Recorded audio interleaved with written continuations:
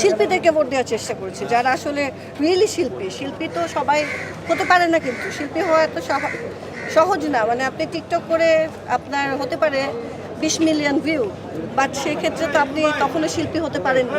এটা একটা different journey. তো শিল্পীদেরকে ভোট দিয়েছি। আরেকটা জিনিস জানতে চাইবো, মেয়েদেরকে আমাদের ইন্ডাস্ট্রিতে এখন দেখা যায় একটু বোলিং করা হয় বেশি, সেই জায়গা থেকে আপনার কোনো সাজেশন থাকবে?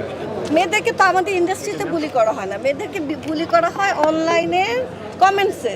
ওখানে কেউই আমাদের ইন্ডাস্ট্রির লোক না, ওখানে সবাই সাধারণ জনগণ। এবং আমার মাঝে মাঝে কমেন্টস দেখলে মনে হয় একই লেখা কপি পেস্ট করে দেয়।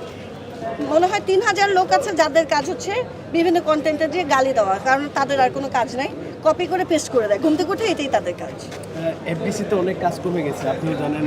সবাই আমরা দেখি একটা সময় সোনালী যুগ ছিল আমাদের এফডিসি কেন্দ্রিক, সেই জায়গা থেকে এখন অনেক কাজ কমে গেছে, সেই জায়গা থেকে কোনো সাজেশন থাকবে কি? সাজেশন এফডিসি, মানে এফডিসি অবশ্যই একটা কোর জায়গা, কিন্তু এফডিসির বাইরে তো সিনেমা হচ্ছে, সিনেমার কাজ তো হচ্ছে। সো আমি এটাকে পজিটিভভাবে দেখি। যখন এফডিসিকে প্রয়োজন, সেন্সরের জন্য এফডিসিতে আসা লাগবে, ডাবিংয়ের জন্য আসা লাগবে, কখনো কখনো শুটিংয়ের জন্য আসা লাগবে, বিজ্ঞাপনের শুটিং হয় এফডিসিতে। সো এফডিসি কিন্তু কখনো বন্ধ হয়নি বা হওয়া সম্ভাবনা তো হবে আর কি। এফডিসি ভালো, আমি পজিটিভলি দেখি। নির্বাচিত প্যানেলের প্রতি আপনার প্রত্যাশা? শিল্পীদের জন্য কাজ করবে, এটা 4 বার বলছি। গতবার নির্বাচনে সিনিয়র শিল্পীদেরকে দেখা গিয়েছে, এবারটা অনেক সিনিয়র শিল্পীদেরকে দেখা যাচ্ছে। সেটা তো আমাদের অনেক দুর্ভাগ্য যে গত 2-3 বছরে আমরা অনেক সিনিয়র শিল্পীদেরকে আমাদের জীবন থেকে হারিয়েছি।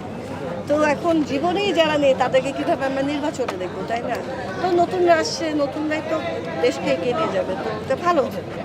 আপনি নির্বাচনের বাইরে যদি কাজ নিয়ে জানতে চাই, একসময় তো অনেক কাজ করেছেন, এখন খুব হ্যাঁ, আমি এখন অনেক কম কাজ করছি, কারণ আমার মেয়ে হয়েছে, মেয়ের বয়স 1 বছর। তো আগামী বছর 2 বছর হবে। তারপরে আমি ভাবছি যে আমি অ্যাক্টিং করব, কারণ অ্যাক্টিং করতে হলে অনেক সময় দিতে হয়। তো ওই সময়টা আমি আমার মেয়ের জীবন থেকে নিতে চাচ্ছি না, তার তো আমাকে প্রয়োজন। তাই আমি আরও 1 বছর মনোযোগ দিয়ে তাকে সময় দিতে চাই, তারপরে হয়তো তাকে সময় দিয়ে তার পাশাপাশি অভিনয় করতে চাই। অভিনয় তো করেছিলেন, কার সাথে অভিনয় করতে সবচেয়ে বেশি কমফোর্টজনক কাজ? অনেকের সাথে, এটা বলা যায় না। মানে আমি এই যে বলে যে শেষ করতে পারবো এরকম, অনেকেই আছে যাদের সাথে কাজ করে ভালো।